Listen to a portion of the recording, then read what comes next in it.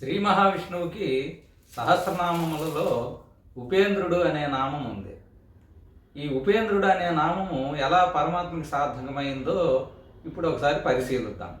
ఇంద్రముపగత అనుజత్వాద్ ఉపేంద్ర అని శృతివాక్యం ఉంది. అంటే ఇంద్రుడికి తమ్ముడైన కారణంగా అతను ఉపేంద్రుడు అనబడ్డాడు.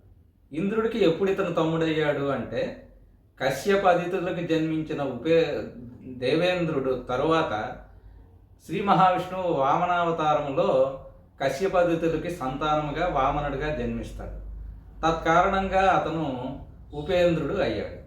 అలాగే హరివంశములో దేవేంద్రుడు పరమాత్మను స్తుతిస్తూ గోవులు నిన్ను నాకు ఉపరిభాగమున అంటే నా ఇంద్రలోకమునకు పైభాగమున నిన్ను ప్రతిష్ఠించినవి అని కీర్తిస్తాడు.